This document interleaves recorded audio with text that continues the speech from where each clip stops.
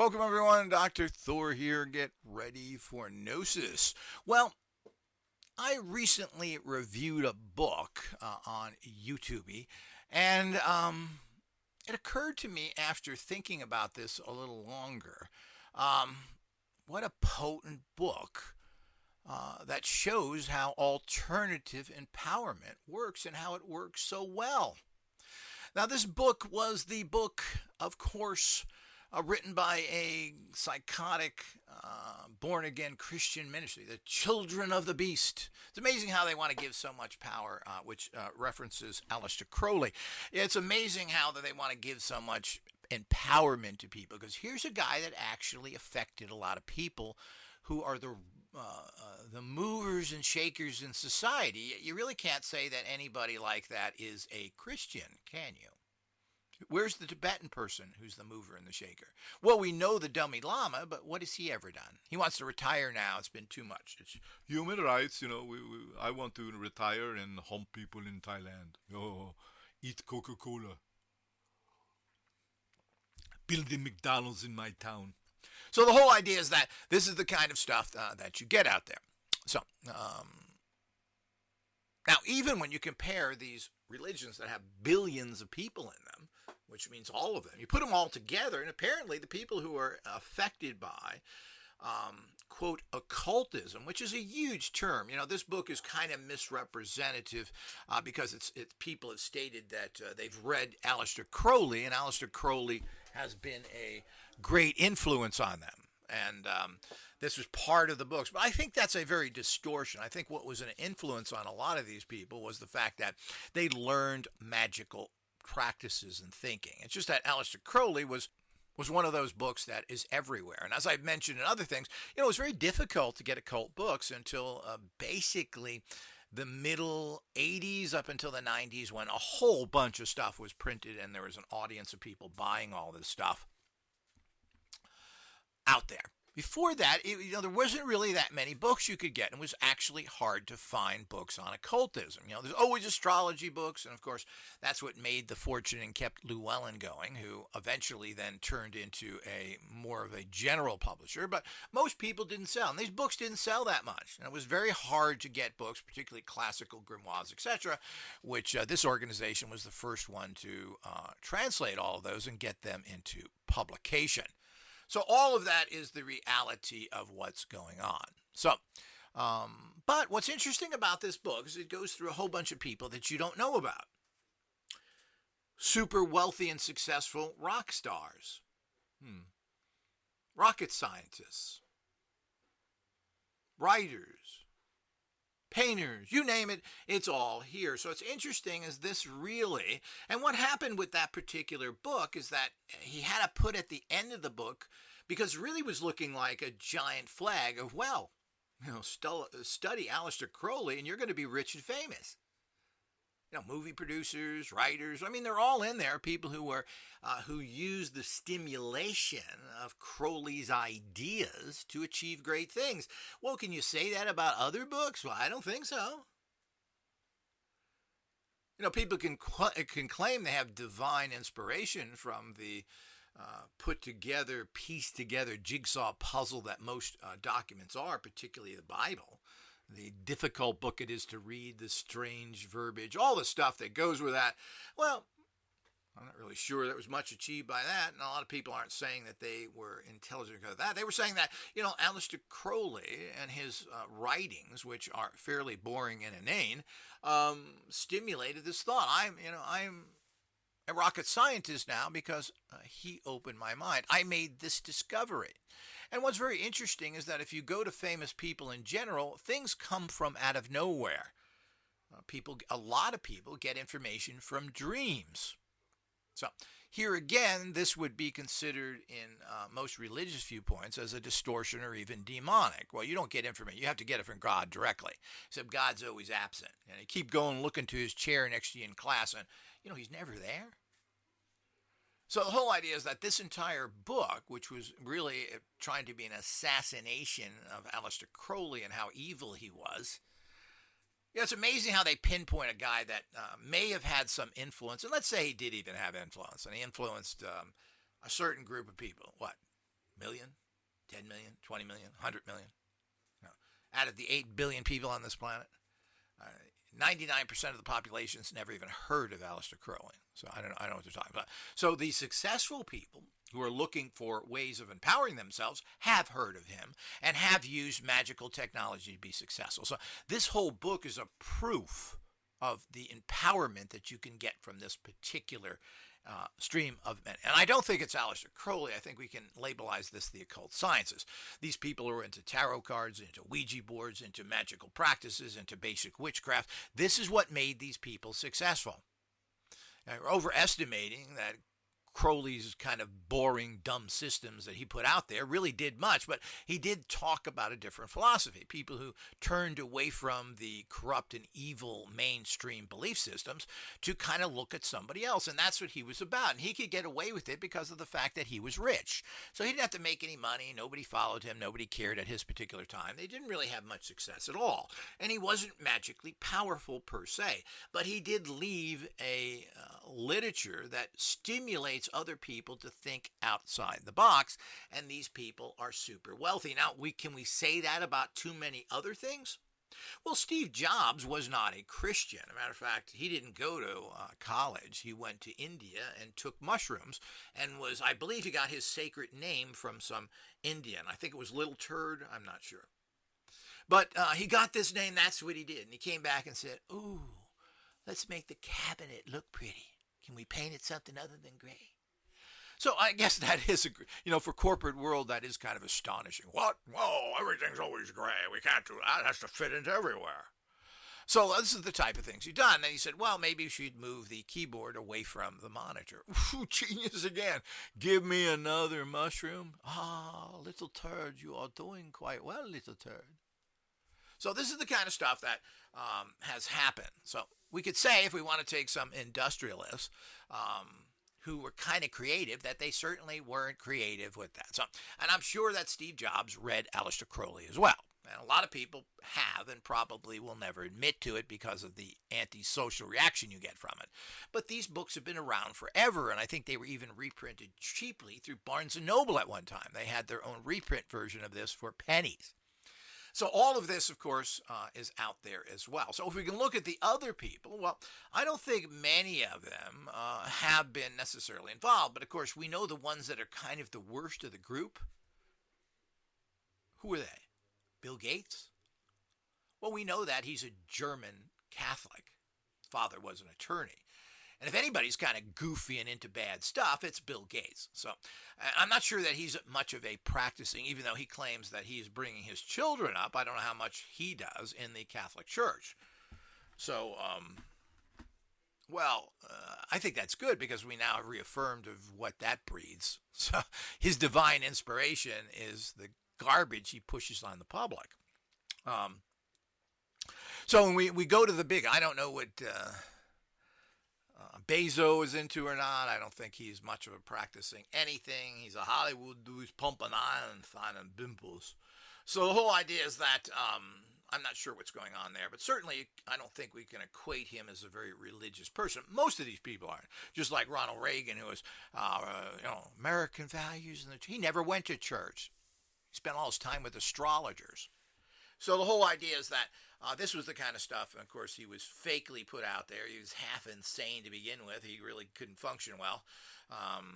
They hit it well, but Biden looks like a genius compared to Reagan. They just kept him controlled. So the whole idea is that, so if you want to look at people who are widely successful, we'll go through this book here, this Children of the Beast by William Ramsey, as a guide to the most famous, greatest people who are using magic. It's a giant poster board for get your magic books out. So what he had to do at the end of the book is he had to take some random maniac who was killing people and burying them in the yards and eating their flesh. Probably was a good Republican. But of course, I don't know how, I don't remember him. You get a psycho-Satanist and of course they're going to have a Crowley book there. They won't understand it or know what's going on, but they're of course going to have a Crowley book there because, he was bad.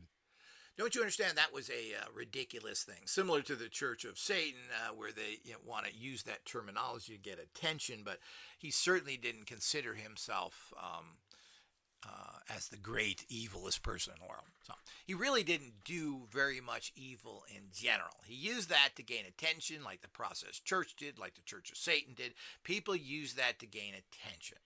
So Crowley was into negative practices. He murdered cats and rituals and everything. This guy is not Mr. Positive. So he didn't worship the devil, but he did evil magic as far as I'm concerned. I don't like him and his tradition, but there's certainly something to gain from that. I mean, there's something to gain from reading the Bible. So the whole idea is that you can gain something from everything. Most of his writings are pretty boring. I'm going to have to go read them again. I read them 30 years. I don't really remember them because they were so boring. And of course, his magical book was much more than a copy of the Golden Dawn stuff, which he stole. He didn't research that. He went into the Golden Dawn, went to the first level, and then they refused to do anything further training because he kind of was a little nasty, little deviant. So the whole idea is they threw him out, wouldn't let him go. But he took that information and he published it as this ritual magic. And it's okay. There's better systems. We have a book published that shows you how to do ritual magic very easily and simply. If you want to learn how to do ritual magic safely and simply, well, get that book. Simple as that. So the whole idea is that is all there for people's consumption if you want to do it. I don't know if I'd have anything. And of course, like all these guys, just like the Church of Satan, they always pop in a little, ooh. And it's really not meant to be taken serious. It's kind of meant to add the woo things. Well, the blood of a male child is the best energy. So these are the kind of things. Now, I think it's very inappropriate to put stuff in there to reference things as well, unless it's a historical data. Now, Aleister Crowley is not a historical person. Now, grimoires, which go back hundreds of years, have references to animal sacrifice and other things. But you got to remember, these are also agricultural societies. And of course, we still are an agricultural society. I hate to tell you, but that burger you just got at In-N-Out Burger or Mickey D's, that didn't come from the back of the store. It's not made from a printer. No, animal was murdered and tortured so you could eat. So let's get real here to criticize somebody for making this kind of things that are put in there as a semi-joke or ooh. So this gets your attention. It's like so many things you see in NLP and other things. You get a little clicker, and when something that you read you want to remember, click, click. So that's kind of what that is. Now, grimoires, of course, reference this kind of stuff, and it's just part of historical data. I never pulled that out of books because I didn't want to change them, just as I've left the original seals in all my books from the original documents. Other people went out there and redrew them. Oh, it'd make the circle perfect. Of course, this was a Satanist criminal who has the nerve to think that they know something. But the whole idea is this is the kind of stuff that went on. So if you're too stupid that... well, it's not really meant in modern times you should go out and kidnap and kill somebody. I didn't get that. It says it in the book here. Well, that's a 500-year-old book. It's an historical document. So do you want us to change that because you're too stupid? Well, stupid people should stay away from empowerment of occultism. But the bottom line here is that this is an entire book showing all the rich and famous people, many who are alive even today, from the Beatles. I mean, this is probably one of the most successful and most influential rock groups of all time.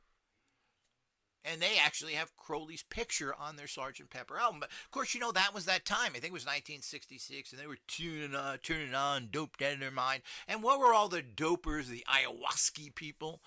Those goofballs and the LSDers.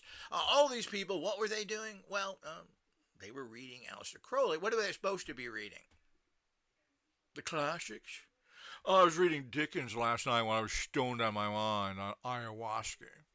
Smoking the dope, humping, and I was just reading Dickens. So this is the kind of stuff. What do you think they're going to be reading? These are people that are looking for an alternative. They've been fed, they're facing getting blown away in wars and murdered. It wasn't just the United States. The Brits were in there. The Australians were in there. The North Koreans were in there. God knows who else was in there. I don't know who else was fighting in Vietnam or there or not. Certainly not most of the Europeans. They're too busy hiding behind a rock somewhere. But the whole idea is that that's who was there. What do you think they're going to be reading? They're going to read something alternative. And for some reason, like everything else, it's like the mythology about Charles Manson. Somehow they think this guy was running around with his zipper open and his tongue out, drooling with a knife with blood like a bad Friday the 13th movie, just massacring people left and right. And it was just a scum of the world. Well, and this was not it at all. That was an image created by corrupt officials to blame everything on him, who basically certainly wasn't Mr. Charm, but he also wasn't Mr. Devil. Matter of fact, he published songs. He worked with Universal Studios. He got two of his followers off drugs. I mean, this guy certainly wasn't perfect. He was a pimp, which is certainly a despicable profession, and a con man. So, but he was not Jeffrey Dahmer. No way close. So the whole idea is that these are the type of things that we need to understand, that you're living in a false reality. So the whole idea is they had to throw this in the back. And there's a few stories like this. And, of course, he's also taken some other examples of people who went overboard or kind of wacky, like apparently Kinsey, the famous sexologist guy, was pretty bizarre dude. I haven't confirmed that information, but I'm assuming this person wouldn't print something as outrageous as that unless it can be verified somewhere. But you never know. But the point is that he still was very successful, and apparently his institute was getting like $500 million a year from big donation corporation. The guy was pretty successful if he's getting that kind of money to do sex studies. So he was getting huge amounts of dough, and apparently annually to do his research or his. I don't know what the stories are. We'd have to look into the details of it, but I mean, it says it in the book there. But, they put in this cannibal maniac guy at the end, which I've never even heard about. So, yeah, there's some really sick people out there. Most of them are carrying the Bible and torturing you and sending you into prisons where they murder you, or they're molesting your children in the church where the cross is. All those kind of people that, of course, Jim Jones murdered over 1,000 people. Most of them were shot. He gave them the old Kool-Aid, as we've heard about. But, over 1,000 people were murdered there. And we go on and on. David Koresh, who had, his followers were then murdered because of him. And he was a pedophile, basically having sex with women under the age of 13, as far as I understand. But certainly very young girls, and took everybody's wife. I mean, the story there under the cross stuff is just really sad. So, but no, don't bring them into it. You don't want to put together church crimes. As I said, I wish I could find that book, which has been lost through many moves and other things. And, of course, it wasn't very popular. It was called Satanic Orgy by Robert Blanchard, a French text that was translated, which goes into church crimes. Now, there are lots of church crime books out there of what the church done. If you read those, you'll think Satanists are Mary Poppins. So, the kind of horrific things that were done during the Inquisitions to the Aztecs, etc., is unbelievable. But, William Ramsey, you know anything about that with your little ministry? So the whole idea is that all of these things should be looked into, and you should learn the golden mean and understand that, yeah, a lot of people who believe in your holy book are people that have done incredibly horrible crimes. And them who are in power right now don't seem to be standing up and protecting anybody. They're not protecting the American Indians. They're not protecting the blacks that are being shot in the streets. They're supporting wars. They're supporting politicians who voted to give $50 billion to Nazis while your people are sleeping on the street. Where are you?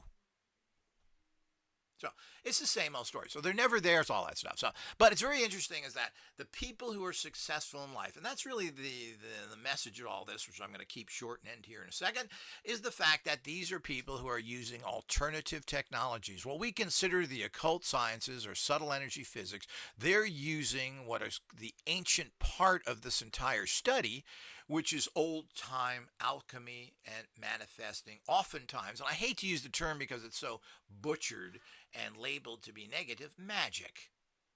Even the thieving, rotting, dumb bunkers have even stolen that term. How insulting. They should be called what they are, tricksters and liars who steal the money out of your pocket and then laugh at you. Oh, look at this. I just tricked you and I just got $50 for my show. It's a $2 gimmick, man. So this is what, of course, these people do. And I'm sure they're all good Christians. Yeah, we all know that. We saw that in the great Southerners, are all good Christians who murdered and tortured millions of black people. And of course, they did it to all the Union people they captured. They horribly tortured them. You don't hear about that, do you? No. So the whole idea is that all the things that are out there we need to embrace and understand that these are the successful people. And it goes through, and he only listed a few of them that he could distort. There's a whole bunch of people who have studied Crowley, magic, and alchemy who are super successful. And one of them is our entire society is based on an occult scientist. Who is that? Well, a little guy called Newton. Everything that we do is based on Newton was a genius. He invented calculus. He invented all the basic laws of life. Yep. He was an alchemist. And then wrote goofy books on the church at that time because I guess he had to survive. I find it hard to believe that he could write religious documents with a straight face, but he knew what to do to survive. But basically, he was an alchemist. So I'm not even sure it was legal for him to do it, but apparently he did. But the whole idea is that that's what everything is based on. Another super successful person who delved into the, Albert Einstein said the best scientist is a metaphysician, someone who could think magically. Albert Einstein. And we go on and on. That you find people and, information, and he claimed he got most of his stuff by, writing on cable cars and other things. Being in a semi-neutral state, it wasn't on his knees somewhere. And virtually, you're not going to find anybody that has gotten something through Christian belief systems who have come to conclusions or even benefited. The most corrupt people, like Bill Gates, are, of course, Catholics. So, here we go again with all this information that we need to understand. So, if you want to get a whole list of people that were very successful, maybe a little weird, maybe had a little problems, well, read that book and you'll have a whole list of all the great names, the music people, the politicians, the artists, everybody, the movie producers that have all done well. They're all in that book. Just proves everything. So here's just more proof. And I'm always looking for people that can prove doing alternative stuffs and becoming very successful with it. And here are people that just did that. And these are people that basically didn't have anything but talent behind them. What is a musician? What are the Beatles? They didn't go to school. Oh, I got a degree in, I got a PhD in rock and roll, man. That's why I made it, No, these were poor slobs who grew up in Liverpool who were able to empower their path and their music to make billions. So the bottom line is they didn't go to schools, which is guaranteed to make some money because you went to Harvard. So these are people who took nothing and made it into everything. Until next time.